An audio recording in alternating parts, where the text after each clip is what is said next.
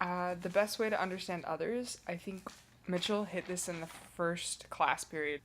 He talked about the three necessaries and sufficient by Carl Rogers, I believe, about how we need to have unconditional positive regard, emotive empathy, and genuineness every time that we interact with people.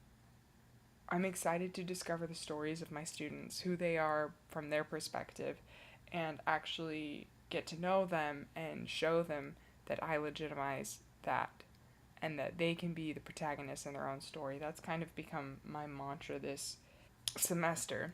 Names have power. And so I want to do my best to not do what Foucault talks about how society here's what your identity is and then says, oh, that's the name that you choose, that's what you are, then here's all of these things that you must be also. Community can be enhanced by not self-hugging. I think also community can be enhanced by having a feminist classroom. I think that one of the reasons that our class community was so powerful is because we had both a teacher who was being non-oppressive and we were also non-oppressive to each other as we talked about congruency and non-congruency rather than saying wrong and right. Feedback I need from others. This makes me think about the John Haidt article and how we talked about how the only solution to the confirmation bias is other people's feedback. My goal is to teach in a way that lets students be the protagonists of their own stories. One thing I want to remember the most is reification. Brave Boy article I thought was really important about how when we let it become reified that, for example, people of color inherently do worse in school. If that's reified, then it cuts off the result from the system. And we don't recognize that there is something wrong with the system if this is the result. I did not recognize these kind of power dynamics before, but reification is so scary if we don't interrogate. I would like to improve by sharing love in a way that students can recognize that I'm sharing love. In a group, I tend to make myself heard because I am competent in the capital of our culture. One thing I really learned about myself this semester is that I'm very steeped in Western culture. My understanding of what culture is steeped in Western culture. My understanding of ways of knowing and of how to find truth and how to develop identity are all based in Western culture.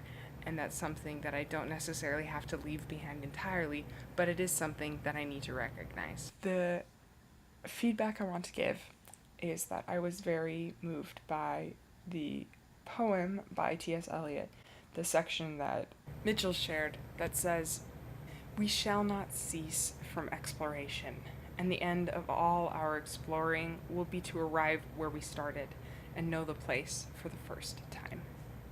And that explains, I think, how this whole class has gone for me, where, for example, I knew that I didn't know everything, but I thought that I knew gender pretty well. Certainly the physical side of things, right? And then we talked about testicular feminization syndrome. We talked about androgen loss. We talked about these things that complexify our understandings. And I came back and I saw it for the first time again. And that's how it is getting to know other people, right? You know, we as humans have to reckon within ourselves of learning these things and interrogating so that we can see structures, so that we can see people for the first time over and over again.